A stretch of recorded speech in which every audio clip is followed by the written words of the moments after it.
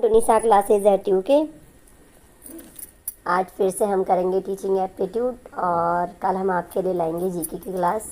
ठीक है, तो टीचिंग एप्टीट्यूड की हमारी आपकी ये क्लास जो है ये आपके टीचिंग जितने भी एग्ज़ाम है, आप डीएलएड दे रहे हैं, आप लेक्चरर दे रहे हैं, आप एलटी वगैरह जो भी देते हैं सभी के लिए इम्पोर्टेंट है सकती है। ठीक है, तो चलिए पहला क्वेश्चन इसमें देख लेते हैं। निरीक्षण विधि में शिक्षक अध्ययन करते हैं। ठीक है, शिक्षण की विधियाँ होती हैं तो उसमें एक विधि होती है निरीक्षण विधि। ठीक है, तो निरीक्षण विधि में शिक्षक किसका अध्ययन करते हैं? बालक के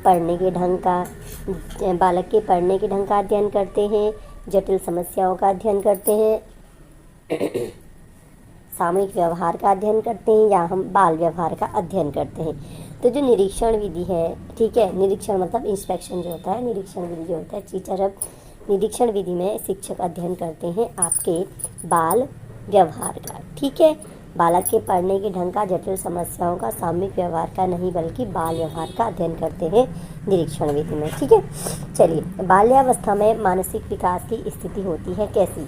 जो बाल्यावस्था होती है उसमें मानसिक विकास की स्थिति क्या होती है?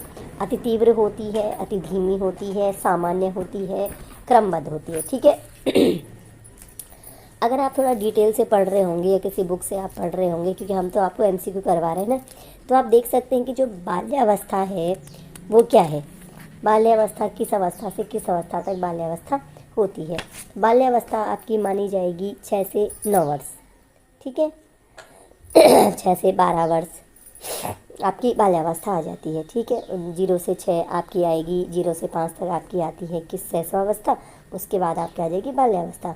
तो बाल्यावस्था में जो मानसिक विकास की अवस्था होती है, मानसिक विकास की जो स्थिति होती है वो होती है आपकी अति तीव्र। अति धीमी, सामान्य, क्रमबद्ध नहीं होती, बल्कि मानसिक विकास की स्थिति होती है अति तीव्र। चलिए, मानसिक विकास को प्रभावित करने वाला कारक है किसको? मानसिक विकास को। वंशानुक्रम, परिवार, सामाजिक स्थिति या उपयुक्त सभी। तो किसी भी व्यक्ति के जो मानसिक विकास है उसको प्रभावित करने वाला कारक उसका वंशानुक्रम भी होता है, उसका परिवार भी होता है, उसकी सामाजिक स्थिति भी होती है। तो इस प्रकार इस क्वेश्चन का आंसर हो जाएगा उपयुक्त सभी, यानी मानसिक विकास को वंशानुक्रम, परिवार और सामाजिक स्थिति सभी के सब क्या करते हैं? प्रभावित करते हैं। चलिए, विद्यार्थी उस शिक्षक का बहुत आदर करते हैं जो समझाकर पढ़ाता है, विद्यार्थियों की रुचि के अनुसार पढ़ाता है, छात्रों की समस्याओं को दूर करता है, या समय का ध्यान नहीं रखता है। तो ऑप्शन का नंबर डी तो नहीं हो सकता है, क्योंकि समय का ध्यान नहीं रखने वाले शिक्षक का तो बच्चे आदर नहीं कर सकते हैं। ठीक है, बाकी जो 3 ऑप्शन है उनमें से आपको लग सकता है कि तीनों में से कोई भी सही आंसर हो सकता है, या तीनों सही आंसर हो सकते हैं। अगर उपयुक्त सभी आता तो हम उपयुक्त सभी कर सकते थे, लेकिन यहाँ पे हमें एक ऑप्शन चूज करना है।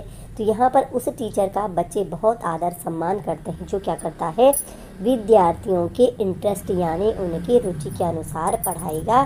शिक्षा विद्यार्थी क्या करते हैं? उस शिक्षक का बहुत आदर करते हैं। ठीक है, चलिए नेक्स्ट क्वेश्चन। विद्यालय में अनुशासन बनाए रखने का उत्तरदायित्व किस पर होता है? डिसिप्लिन बनाए रखना है विद्यालय में किस पर है? अध्यापक पर, प्रधानाध्यापक पर, विद्यार्थियों पर, या शिक्षक तथा छात्रों पर? तो जो विद्यालय में डिसिप्लिन की जिम्मेदारी आपकी होती है वो होती है शिक्षक तथा छात्रों पर। ठीक है, न केवल अध्यापक, प्रधानाध्यापक, विद्यार्थी, बल्कि क्योंकि आप जैसे क्लासरूम में देखते हैं टीचर की जिम्मेदारी क्लास को अनुशासित बनाए रखना। आप देखते हैं क्लास में मॉनिटर बनाए जाते हैं, तो बच्चे चुप रहते हैं तो ये बच्चों की जिम्मेदारी भी बनती है कि अनुशासन बनाए रखना, और ये टीचर की रिस्पॉन्सिबिलिटी तो है ही है। तो अनुशासन बनाए रखने का उत्तरदायित्व हो जाता है शिक्षक तथा छात्रों दोनों पर। निम्नलिखित नेक्स्ट है, निम्नलिखित में से कौन सी वस्तु शिक्षण सामग्री है? ठीक है, टीचिंग मटेरियल जो होता है वो कौन सा है? मानचित्र, दूरदर्शन, रेखाचित्र, या उपयुक्त तीनों? तो यहाँ पर अगर शिक्षण सामग्री की बात की जाए तो जो हमारा मानचित्र या मैप है, दूरदर्शन है, रेखाचित्र है, ये तीनों की तीनों क्या है? आपके शिक्षण सामग्री में आ जाते हैं। नेक्स्ट है, कक्षा शिक्षण में छात्र तब तक पढ़ना नहीं चाहते हैं जब तक उनमें, कक्षा में शिक्षण हो रहा है, टीचिंग हो रही है, लेकिन जो छात्र हैं वो कब तक नहीं पढ़ना चाहते हैं?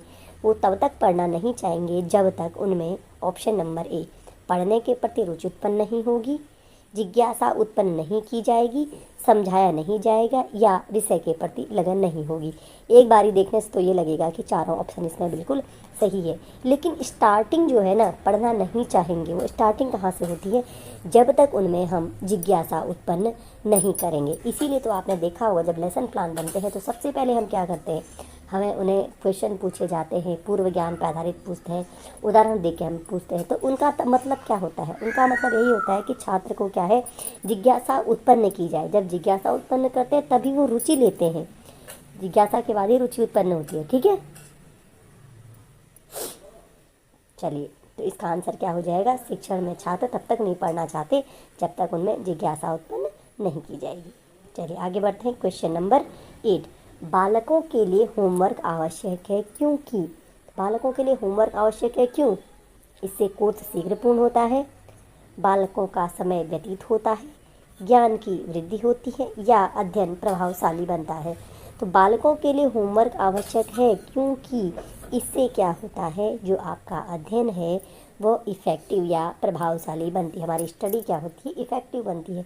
कोर्स शीघ्र पूर्ण होना तो कोई बात नहीं है, बालकों का समय व्यतीत करना भी कोई इम्पोर्टेंट नहीं है, ज्ञान की वृद्धि ठीक है, लेकिन जो सबसे उपयुक्त आंसर है वो क्या हो जाएगा, इससे अध्ययन क्या होता है आपका प्रभावशाली बनता है, रिवीजन हो जाता है, बच्चों के लिए प्रैक्टिस हो जाती है। ठीक है, चलिए, शिक्षक को नेतृत्व की क्षमता प्राप्त करने के लिए छात्रों के साथ कैसा व्यवहार करना चाहिए।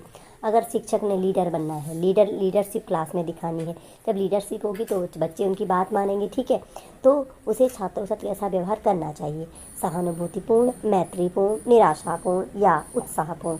तो अगर शिक्षक को नेतृत्व की क्षमता प्राप्त करनी है तो उसे छात्रों के साथ व्यवहार करना चाहिए आपका सहानुभूतिपूर्ण व्यवहार करना, आपका ये है ऑप्शन नंबर बी, उसे छात्रों के साथ मैत्रीपूर्ण व्यवहार करना चाहिए। ठीक है, चलिए नेक्स्ट है, शिक्षा की प्रक्रिया में 3 तत्व कौन कौन है। शिक्षा की प्रक्रिया में ऑप्शन है, ऑप्शन नंबर ए, शैक्षिक क्षेत्र, वातावरण तथा छात्र, शिक्षक छात्र तथा पाठ्यक्रम, माता पिता तथा छात्र या शिक्षक स्कूल तथा पाठ्यक्रम। तो जो शिक्षा की प्रक्रिया है उसमें कहा जाता है कि शिक्षा क्या है, एक द्विध्रुवीय प्रक्रिया है इस तरह से, और इसके 3 ध्रुवों पर क्या होंगे, यहाँ पर होता है टीचर, स्टूडेंट और यहाँ पर आपका होता है करिकुलम या पाठ्यक्रम। तो यहाँ पर जो ऑप्शन नंबर बी है उसमें क्या है, ये हमें उत्तर मिल गया है। तो शिक्षा की प्रक्रिया में 3 तत्व हो गए, एक शिक्षक हो गया, एक छात्र और एक पाठ्यक्रम। चलिए नेक्स्ट क्वेश्चन देखते हैं, क्वेश्चन नंबर 11, पाठ्यक्रम का आधार क्या है, दार्शनिक है, सामाजिक है या मनोवैज्ञानिक है या उपयुक्त सभी।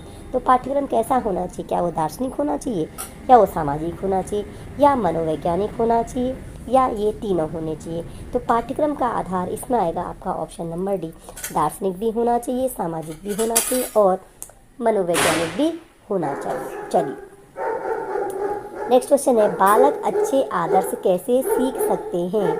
बालकों में अच्छे आदर्श हमें स्थापित करने हैं, तो कैसे आदर्शवादी बनेंगे, अच्छे आदर्श कैसे सीखेंगे, क्या स्मरण रखने से या अनुकरण से या अभ्यास से या व्यवहार से। तो हम बालकों को अगर चाहेंगे कि हमें अच्छे आदर्श में स्थापित करना है तो क्या कहा जाता है कि बालक जो अच्छे आदर्श सीखते हैं, क्लास में अगर जो उनका शिक्षक है वो अच्छा व्यवहार करेगा, अच्छे आदर्श स्थापित करेगा, तो बच्चे क्या है अपने टीचर को ही आइडियल मान लेते हैं। तो उसमें क्या है कि जो बालक अच्छे आदर्श सीखेंगे वो सीखेंगे आपके अनुकरण से। ठीक है, अच्छे आदर्श कैसे स्थापित करेंगे, अनुकरण से। देखा होगा बच्चे अपने, अगर उनके पिताजी से आदर्श सीखना चाहते हैं तो पिताजी का अनुकरण करते हैं, शिक्षक से सीखना चाहते हैं शिक्षक का अनुकरण करते हैं। तो अच्छे आदर्श सीखने के लिए क्या आवश्यक हो गया, आपका अनुकरण हो गया। चलिए नेक्स्ट क्वेश्चन है, खेल का क्या उद्देश्य होता है, मनोविनोद, मनोरंजन, दूसरों को परास्त करना या आनंद प्राप्त करना। तो खेल का उद्देश्य क्या होता है, खेल किसके लिए होता है, आपके मनोरंजन के लिए। ठीक है, खेल का उद्देश्य होता है मनोरंजन के लिए। नेक्स्ट, मूल्यांकन को शिक्षा मनोविज्ञान में क्या माना जाता है, गुणात्मक क्रिया, वस्तु का परिणाम, अंकों का माध्यम या उपयुक्त सभी। तो शिक्षा मनोविज्ञान जो हमारी एजुकेशनल साइकोलॉजी है उसमें हम मूल्यांकन को क्या मानते हैं, क्या गुणात्मक क्रिया मानते हैं जो क्वालिटेटिव है, वस्तु का परिणाम मानते हैं, अंकों का माध्यम मानते हैं या उपयुक्त सभी। तो मूल्यांकन को शिक्षा मनोविज्ञान में माना जाता है एक क्वालिटेटिव प्रोसेस। ठीक है, क्वालिटी पहचानते हैं मूल्यांकन से, तो ये हो जाता है आपका गुणात्मक क्रिया। चलिए नेक्स्ट क्वेश्चन है, निम्नलिखित में से कौन सा थॉर्नडाइक का सीखने का नियम नहीं है। थॉर्नडाइक ने हमें सीखने के 3 नियम दिए थे, ठीक है। तो इनमें से एक जो है वो उसका सीखने का नियम नहीं है। सबसे पहला है तत्परता का नियम, फिर है अभ्यास का नियम, तीसरा है त्रुटि का नियम, चौथा है प्रभाव का नियम। तो यहाँ पर जो है तत्परता का नियम, अभ्यास का नियम और प्रभाव का नियम, ये तीनों नियम दिए थे आपके थॉर्नडाइक ने सीखने के। लेकिन त्रुटि का नियम जो है वह थॉर्नडाइक के सीखने के नियम में शामिल नहीं होगा, ठीक है। चलिए नेक्स्ट है, किसने कहा था सीखना जीवन की प्रक्रिया है। आपसे बार बार कहा जाता है कि कथन भी एग्जाम में पूछ ले जाते हैं। हमें बताना है कि जो सीखना है वह क्या है। सीखना जीवन की प्रक्रिया है, किसने कहा था? गिलफर्ड ने, काल्विन ने, स्किनर ने या वर्ड्सवर्थ ने। तो सीखना जीवन की प्रक्रिया है यह कहा था आपके वर्ड्सवर्थ ने। बाकी काल्विन, स्किनर और गिलफर्ड ने भी सीखने के विषय में अलग अलग परिभाषाएं दी थी। तो सीखना जीवन की प्रक्रिया है यह तो कहा था आपके वर्ड्सवर्थ ने। क्वेश्चन नंबर 16 हो गया। क्वेश्चन नंबर 17, निम्नलिखित में से सामूहिक खेल कौन सा है? हॉकी, क्रिकेट, खो खो या उपयुक्त सभी? तो हॉकी, क्रिकेट, खो खो, इन तीनों में क्या होते हैं? बहुत सारे खिलाड़ी मिलकर आपस में खेलते हैं। तो ये तीनों के तीनों क्या हो जाते हैं? आपके सामूहिक खेल हो जाते हैं। चलिए, बालकों को करके सीखने के लिए शिक्षक का क्या कर्तव्य है? कि बालक करके सीखें, तो इसमें शिक्षक का क्या कर्तव्य है? भेदभाव न करना, अवसर प्रदान करना, अधिक समय देना या दोषों को दूर करना। तो बालकों को करके सीखने के लिए शिक्षक का कर्तव्य ये होता है करके सीखें। तो करके सीखने के लिए शिक्षक का क्या कर्तव्य है? यहाँ पर उन्हें अवसर प्रदान करना। जब उन्हें अवसर प्रदान किए जाएंगे कुछ करने के लिए, तभी वो करके सीखेंगे। क्वेश्चन नंबर 19 देखते हैं। शैशवावस्था में शैशवावस्था कौन सी भाषा सीखने की अवस्था है? जो आपके 0 से 5 साल के बच्चे होते हैं, जो शिशु होते हैं, कौन सी भाषा सीखने की अवस्था है? विदेशी भाषा, मातृभाषा, निरर्थक भाषा या अनर्गल भाषा? तो जो आपका शैशवावस्था होती है यह होती है आपकी मातृभाषा सीखने की अवस्था। तो शैशवावस्था में बच्चे मातृभाषा भी सीख लेते हैं। चलिए, और नेक्स्ट लास्ट क्वेश्चन है आज का। बाल्यावस्था में जो बालक है कैसे कार्यों में रुचि लेने लगते हैं? जो बाल्यावस्था में है वो बच्चे कैसे रुचि लेते हैं? रचनात्मक कार्यों में, सामान्य कार्यों में, सरल कार्यों में या कठिन कार्यों में? तो कठिन कार्यों में तो बाल्यावस्था में बच्चे रुचि नहीं लेते हैं। सरल कठिन का तो उन्हें ज्ञान नहीं होता है, सामान्य भी नहीं, बल्कि रचनात्मक कार्यों में बच्चे रुचि लेते हैं बाल्यावस्था में। आपने देखा होगा छोटे बच्चों के लिए आप उनके लिए पेंटिंग ड्राइंग की बुक्स ले आते हैं, बच्चों के लिए बिल्डिंग ब्लॉक्स ले आते हैं, बच्चे ब्लॉक्स बनाते हैं, बच्चों के लिए खिलौने होते हैं, तरह तरह की चीज़ें बनाते हैं। तो ये सब क्या है? तो बच्चे लेते हैं रचनात्मक कार्यों में रुचि, इसीलिए बाल्यावस्था में बच्चों को इस प्रकार के खिलौने दिलाए जाते हैं। तो आज हमने 20 क्वेश्चन करे हैं। अगर आपको PDF चाहिए तो हमें कमेंट कीजिए। टेलीग्राम चैनल का लिंक हम आपको डिस्क्रिप्शन में देते हैं, आप क्या कर सकते हैं, वहाँ से अपने को ये PDF डाउनलोड कर सकते हैं। चलिए मिलते हैं आपसे नेक्स्ट क्लास में।